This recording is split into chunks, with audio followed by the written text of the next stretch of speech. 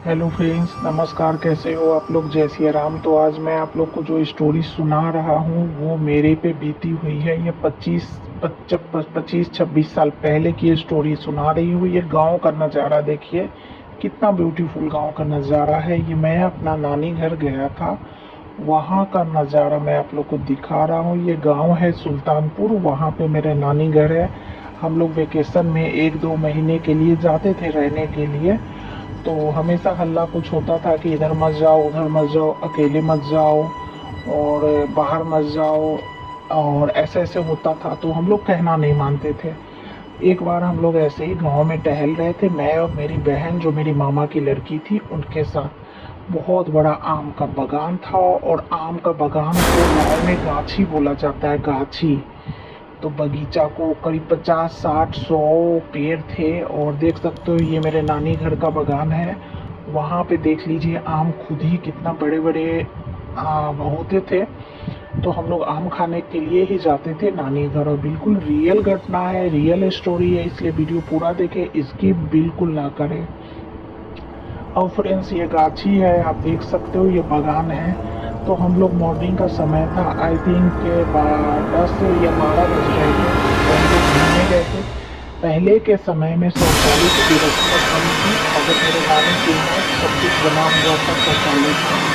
और आप देख सकते हैं ये आम इतनी भारी मात्रा में होता था, और सब आम खाते थे और बेचते भी थे, बाहर बेचा भी जाता था, क्योंकि इतना कौन खाएगा।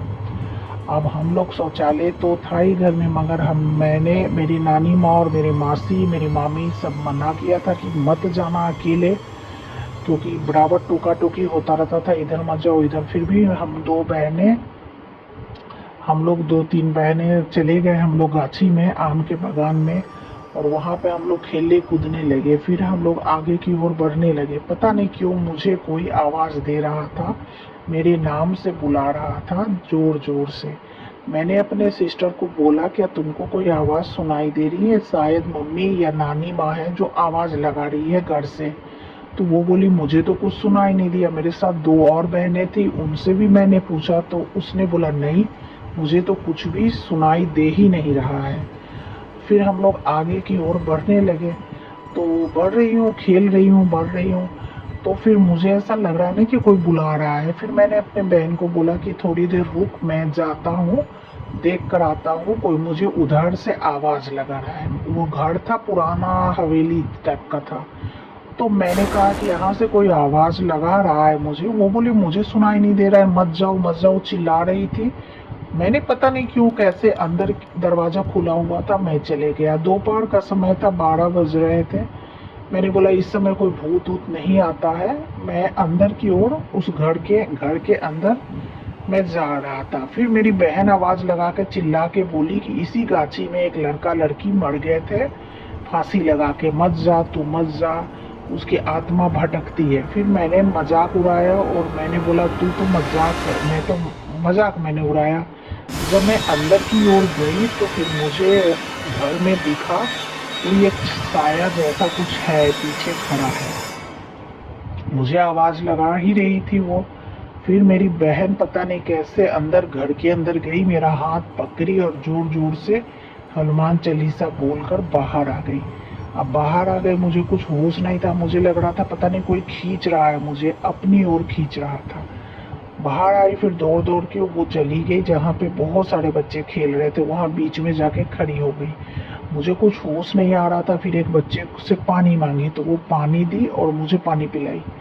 मैं पानी पी, तो फिर मैंने बोला कि मुझे कहाँ से पकड़ के ले आ रही हो। तो वो बोलने लगी कि तू घर के अंदर चला गया था। मैंने बोला मैं तो घर के अंदर नहीं गया, मैं तो गाछी में था। तो बोला नहीं नहीं, तुम उसी घर के अंदर चले गए थे। फिर मुझे कुछ याद नहीं आया। मेरी बहन ने मुझे बताया कि तुम जहाँ खड़े थे तुम्हारे पीछे एक साया खड़ा था। अब मुझे तो बिल्कुल होश नहीं था। तो मैंने बोला दिन में कैसे कोई दिखाई देगा भूत? फिर उन्होंने बताया कि नहीं, ये भूतहा इलाका है, यहाँ पे हमेशा भूत ऐसे ही घूमते रहते हैं, यहाँ नहीं जाना। ये देख सकते हो, ये मैं हूँ। अभी भी मैं नानी के घर जाती हूँ। आप देख सकते हो ये नानी के घर का है, आप देख लीजिए पिक्चर्स में, मैं आपको शेयर कर रही हूँ। अभी भी गाछी है, पेड़ है, मगर वो भूत। तो फ्रेंड्स अभी भी मैं जाती हूँ वहाँ पे, जाती हूँ और वहाँ पे मुझे डर नहीं लगता है अब, क्योंकि क्या है ना कि वहाँ उस इलाका में कोई जाता नहीं है, वो घर अभी भी खाली पड़ा हुआ है और अभी भी लोग बोलते हैं कि वहाँ आत्माएं भटक रही है। तो बस यही छोटी सी मेरी रियल स्टोरी थी। इसीलिए आज के युग में कभी कभी क्या है ना, बड़ों का कहना मानना चाहिए, विश्वास करना चाहिए कि वो गलत बिल्कुल ना बोल रहे हैं। मिलती हूँ नेक्स्ट वीडियो में रियल स्टोरी के साथ। Thank you very much.